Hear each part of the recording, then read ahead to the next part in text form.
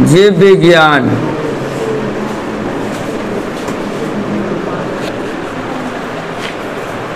जीव विज्ञान के बारे में बाबू कल आप लोग को पढ़ाए थे, हालांकि जो भी पढ़ाए थे उसमें किसी कोई दिक्कत है? किसी कोई दिक्कत है बोलो। कॉपी और किताब आप बंद कर दीजिए, क्योंकि आप घर में खूब पढ़ते हैं, कॉपी किताब फट जाता है। इतना पढ़ते हैं ना कि पता चलता है कि कॉपी इतना ज़्यादा मान लीजिए जैसे जो है ना पढ़ लिए ना, वो इतना कोई पढ़बे नहीं किया आज तक।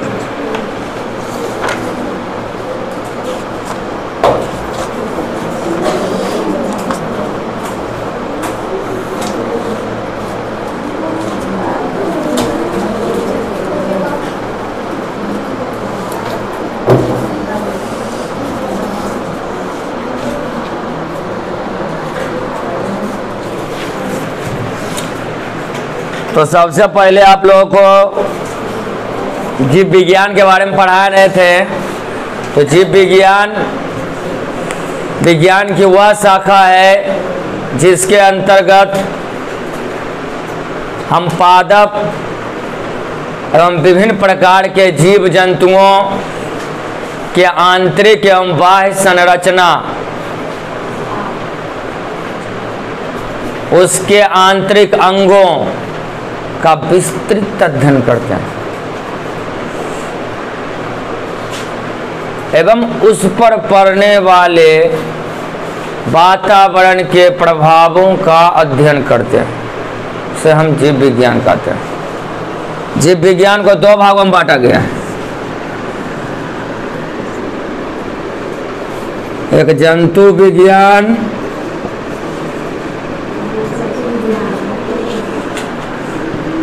और एक वनस्पति विज्ञान।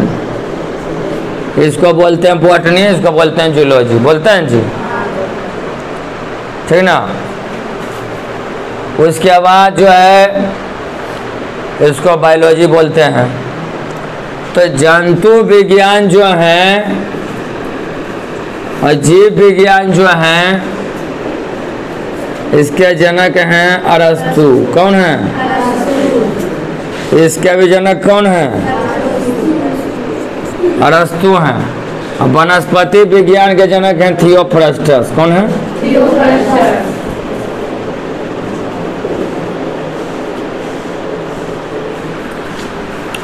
और कभी कभी एग्जाम में एक और आ जाता है प्रश्न, ठीक ना।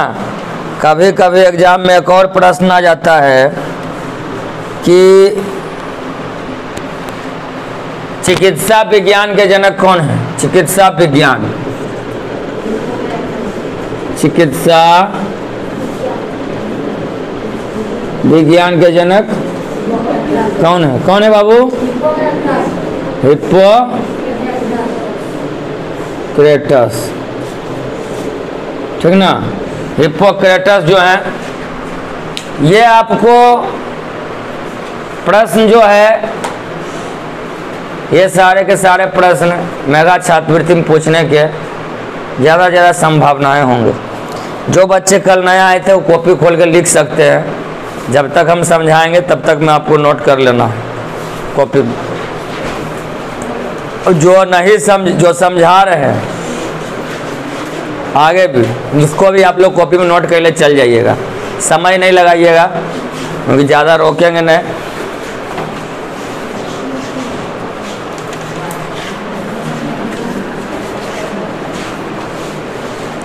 कहाँ गया?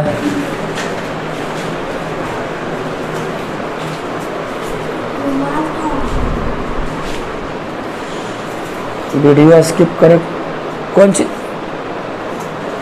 जाओ भैया, बंद करो, ठीक ना। आप लोगों को क्या पढ़ा रहे हैं? कोशिका, सेल्स। क्या पढ़ा रहे हैं? सेल। कोशिका जो है आप लोगों के लिए, अगर खासकर मेगा छात्रवृत्ति के नज़रिए से देखा जाए तो बहुत इम्पोर्टेंट बन जाता है, उससे प्रश्न आने की संभावनाएं प्रबल होती है, ठीक ना। और सेल जो है, कोशिका जो है, उसके अध्ययन को बोलते हैं साइटोलॉजी। क्या बोलते हैं? साइटोलॉजी। कोशिका के अध्ययन को क्या बोलते हैं? साइटोलॉजी बोलते हैं, ठीक ना। हम बार बार बोल दिए हैं कि बाद में उतारने का मौका नहीं दिया जाएगा, आप अभी ही उतार ले चल जाइएगा, ठीक। उसके बाद जो है कोशिका का जो है खोज, कोशिका का खोज किसने किया? 1665 में रॉबर्ट हुक ने किया था। इसे कोशिका विज्ञान का पिता भी कहा जाता है, यानी फादर ऑफ साइटोलॉजी। किसे कहा जाता है? रॉबर्ट हुक को। किसको कहा जाता है? रॉबर्ट हुक को क्या कहते हैं बच्चों? बोलिए सब, क्या कहते हैं? Father of cytology. Father of, ठीक ना, कोशिका विज्ञान के पिता किसे कहते हैं? रॉबर्ट हुक को। किसको कहते हैं? रॉबर्ट हुक को। खोज किसने की थी? 1665 में, ठीक ना। और इस जो कोशिका का खोज किया था, ये मृत कोशिका का खोज किया था। कैसा कोशिका का खोज किया था बच्चों? जब ये शरीर से निकाला,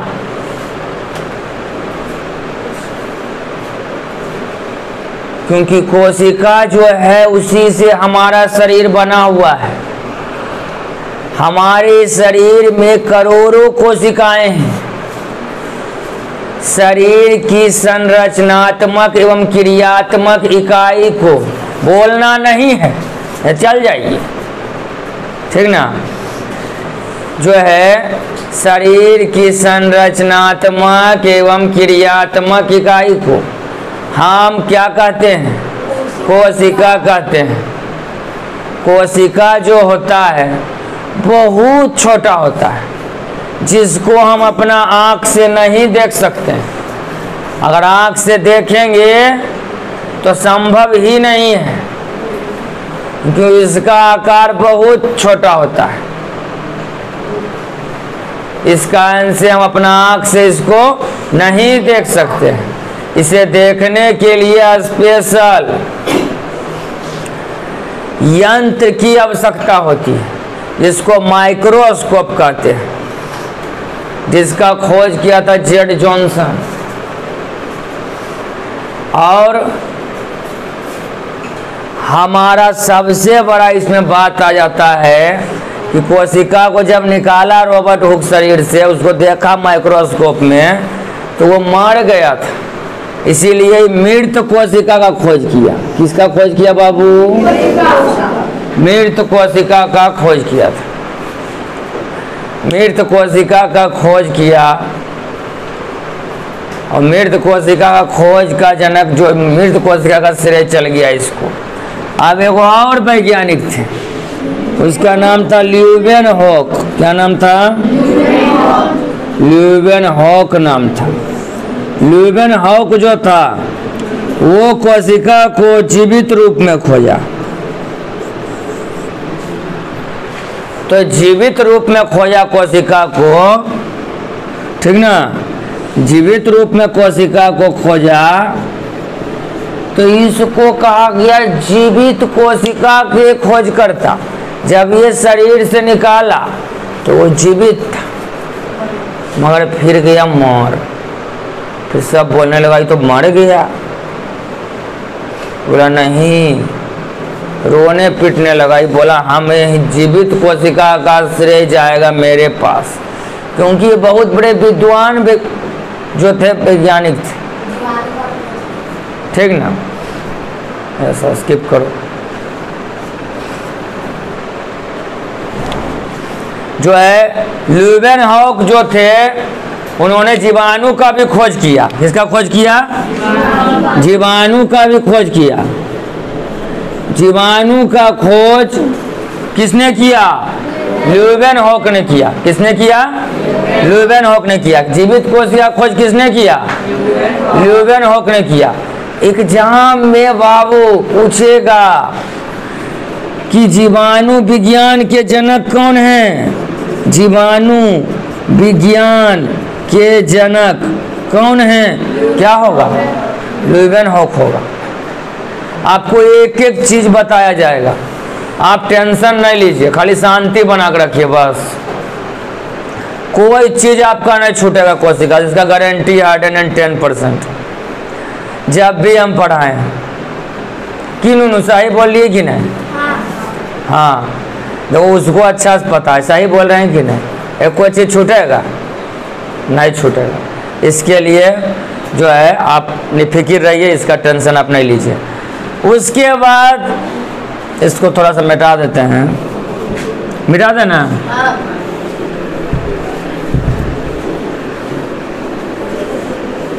कोशिका के बारे में बाबू बारीकी से हम अध्ययन कर रहे हैं। सबसे पहले कोशिका देखिए, ये है कोशिका। कोशिका के बाहर एक बाहरी परत होता है, क्योंकि अर्ध पारगम्य होता है। अर्ध पारगम्य का मतलब है इसके अंदर जो भी चीज है,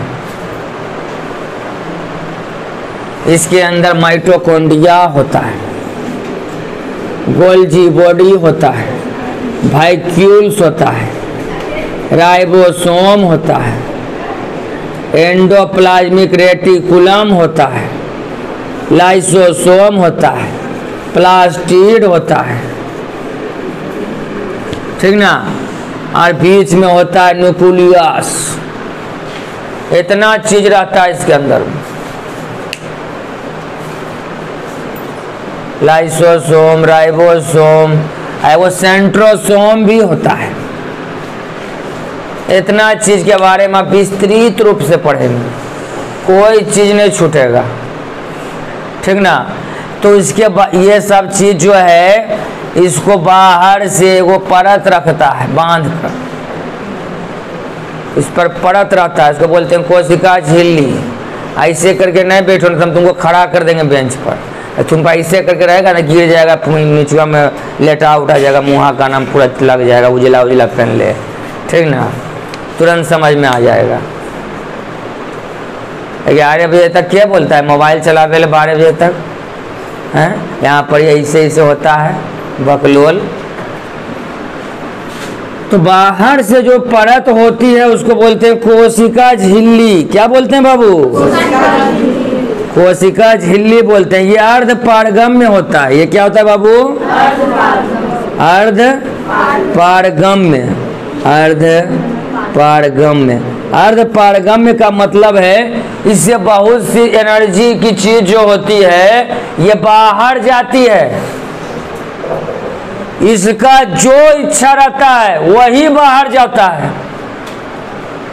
इसका मर्जी रहेगा कि नहीं अंदर कोई चीज को रोक लेंगे तो रोक लेगा, अंदर बाहर जाइए नहीं देगा। अर्ध पारगम्य होता है, कुछ कुछ अंश में बाहर जाता है, कुछ कुछ अंश में बाहर नहीं जाता है।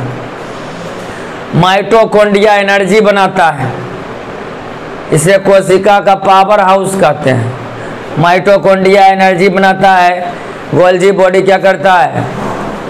एनर्जी को क्या करता है? परिवहन करता है।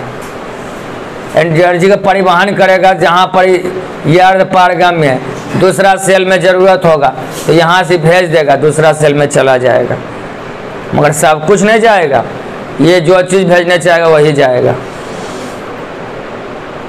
क्योंकि इसके अंदर में तो बहुत कुछ है, तो बहुत कुछ तो नहीं जा सकता है, ठीक ना। उसके बाद हम बताए थे कि कोशिका के बाहर में, कोशिका झिल्ली के बाहर में एक परत होती है पादप कोशिका में। किस कोशिका में बाबू?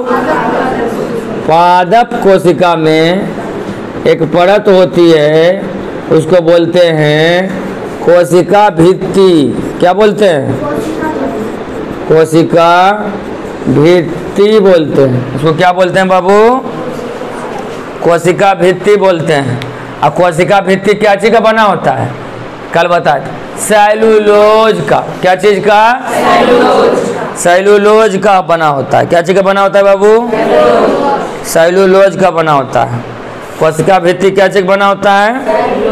सेलुलोज का होता है। पादप मतलब पेड़ पौधा, पादप मतलब यानी कि पेड़ पौधा में क्या पाया जाएगा? कोशिका भित्ति, कोशिका हम लोग में पाया जाएगा, ठीक ना। देखो हम लोग पेड़ पौधा को नहीं खाते हैं, उसमें जो फल उगता है वो खाते हैं, खाते हैं कि नहीं? मगर जीव जंतु जो शाकाहारी है उस सेलुलोज को पचाने की क्षमता रखता है, उसमें बहुत एनर्जी होता है।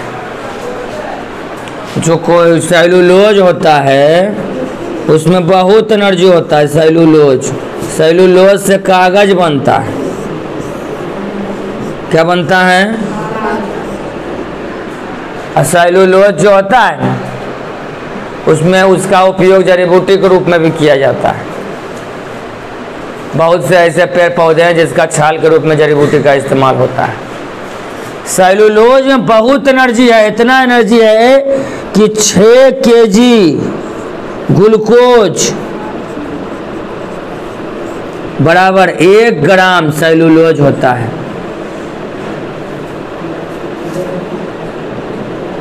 ठीक है ना, 6 केजी ग्लूकोज बराबर 1 ग्राम सेलुलोज। सोचो कितना ज्यादा एनर्जी है, कितना व्यापक मात्रा में एनर्जी है।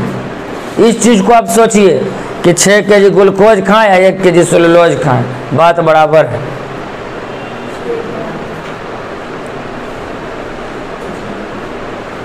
ऐसे भी आदमी को जो खाने के चाहिए आज के ज़माने में नहीं खा रहा है, और जो नहीं खाने के चाहिए तो पूरा खाता है। जैसे पिज्ज़ा बर्गर दे दो, लड़की एकदम पूरा खुश हो जाएगा, बोलेगा हम यही खेबे करेंगे, इसका सिवा हम कुछ खेबे नहीं करेंगे। चाट दे दो, गुपचुप दे दो तो बोलेगा हम मर जुबो, अगर सिवा हमारा कुछ नजरिया नहीं आ रहा।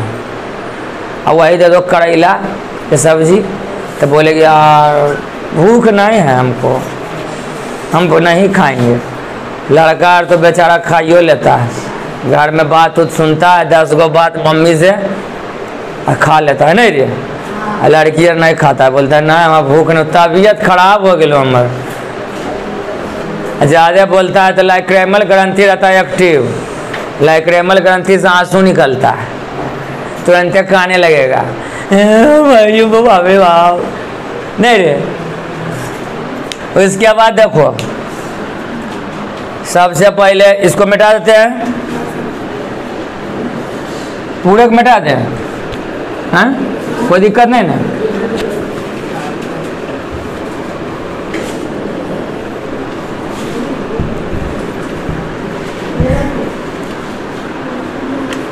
तो सबसे पहले जो है माइटोकॉन्ड्रिया, किसके बारे में देखेंगे? माइटोकॉन्ड्रिया।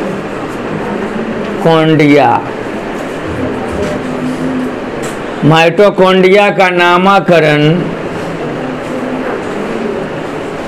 सी बेंडा किया। किसने किया था? बोलिए सब, किसने किया था? सी बेंडा ने किया। किसने किया? एग्जाम में पूछेगा माइटोकॉन्ड्रिया का नामकरण किसने किया, तो कौन सी बोलिएगा? सी बेंडा। खोज किया अल्टमैन। खोज कौन किया? अल्टमैन। किसने किया था? अल्टमैन ने खोज किया। इसे कोशिका का पावर हाउस कहते हैं। Powerhouse of cell, Hindi में कोशिका का पावर हाउस, कोशिका का ऊर्जा गृह, कोशिका का पावर हाउस कहते हैं इसको, क्योंकि ये ऊर्जा का निर्माण करता है। ये क्या करता है? ऊर्जा का निर्माण करने का कार्य किसको है? माइटोकॉन्ड्रिया का है। माइटोकॉन्ड्रिया को ऊर्जा बनाने के लिए ऑक्सीजन की आवश्यकता होती है। क्या चीज की आवश्यकता होती है? कल बताए थे ठीक ना, कि जब हम सांस लेते हैं, सांस जब लेते हैं तो सांस लेने में हम 21% ऑक्सीजन लेते हैं, 78% N2 लेते हैं। और माइटोकॉन्ड्रिया को क्या चाहिए? ऑक्सीजन। माइटोकॉन्ड्रिया को क्या चाहिए? ऑक्सीजन। जब हम सांस लेते हैं, सांस लेने के क्रम में बहुत सा धूलकण भी जाता है नाकिया में। कहाँ जाता है? नाक में जाता है। नाक के आगे में बाल है, धूलकण जो होता है उसको क्या करता है? वो चिपका लेता है। उसके अंदर चिप चिप अब बहुत सा छोटा छोटा धूलकण रहता है। वो बोलता है मंदरा जाइबे करबो, तो नकिया बोलता है जाओ, व्यवस्था कैले हैं, आओ भोज खाने के लिए सब व्यवस्था है। जाता है अंदरा, अंदरा में रहता है चिपचिपा पदार्थ, म्यूकस। यहाँ पर उसमें चिपचिपा पदार्थ में धुड़िया जाएगा तो चिपकेगा कि नहीं? नहीं चिपकेगा, चिपक जाता है और बन जाता है नकटी। बच्चा में तुम लोग खाया होगा, तुम भी खाया होगा। सब बोलता है हम भी खाए हैं, बोलने से थोड़ा ना होगा। बच्चा में आदमी आज देखता जितना ही बच्चा को सब ऐसे ऐसे करते रहता है कि नहीं करते रहता है? झूठ बोल रहे हैं कि सही? ऐसे ऐसे करता है, हम खा जाता है, ठीक ना, खा जाता है। धुड़िया उड़िया सब खा जाता है, बुतरुआ तो नहीं देखते रहता है। पेन सूट यार खा जाता है, कहते पेन सूट खाने का आदत पड़ जाता है। बच्चा में की करता है, वो भी खाता है नकटियों, ठीक ना। अब जो है नकटी में नकटी बन जाता है वो म्यूकस। उसके बाद जो है अंदर जाता है शुद्ध हवा, फेफड़ा में जाता है। फेफड़ा जो है वो क्या करता है? ऑक्सीजन को अलग कर देता है, नाइट्रोजन को बोलता है तुमको नौता नहीं दिए, तुम काल चलाया भोज खाई लो, ठीक ना। अलग कर देता है। फेफड़ा को ऐसा चीज की आवश्यकता होता है जो कि पूरा शरीर में गया हुआ है। शरीर में पूरा क्या गया हुआ है? ब्लड, रक्त। रक्त पूरा शरीर में गया हुआ है कि नहीं? ब्लड जो है उसको, ब्लड को बोलता है, कौन बोलता है? फेफड़ा बोलता है कि तुम पूरा जाग पहुंचा दो सब जगह। तो बोलता है हमरा घोल दो, तो फेफड़ा क्या करता है? घोल देता है। उसके बाद ब्लड बोलता है हम भारी हो गई हो, हम कैसे जाइए? तो दिल के पास जाओ। फिर दिल के पास जाता है। कहाँ जाता है? दिल के पास जाता है। और दिल जो है लात मारता है 120 के स्पीड में ब्लड को। ब्लड सब जगह चल जाता है, शरीर में सब जगह चल जाता है। तो माइटोकॉन्ड्रिया देखता है साला इलो इलो इलो ऑक्सीजन में लाओ लाओ लाओ लाओ, ऑक्सीजन में फटाफट ले लेता है, ऊर्जा का निर्माण कर देता है। ऊर्जा का निर्माण कर देता है, ऑक्सीजन में ले लेता है। कौन? फिर बोलता है रक्त हम भारी हो गई हो, फिर हल्का हो गई हो, अब कैसे जाइयो? भारी कर दिल, मार कर पहुँच गए। फिर 80 का स्पीड में जाता है। 120/80, 120/80 हमारा सामान्य रक्तचाप कितना होता है? रक्तचाप की माप किससे होती है? स्फिग्मोमाइनोमीटर। किससे होती है? ठीक ना, स्फिग्मोमाइनोमीटर से होती है। एग्जाम में बाबू एक पूछेगा। और माइटोकॉन्ड्रिया जो होता है उसके अंदर, ये माइटोकॉन्ड्रिया है। माइटोकॉन्ड्रिया के अंदर जो होता है ना, इस टाइप से दीवार होता है जो कि उसको पचकने नहीं देता है। इसको बोलते हैं क्रिस्टी। क्या बोलते हैं? क्या बोलते हैं? क्रिस्टी बोलते हैं।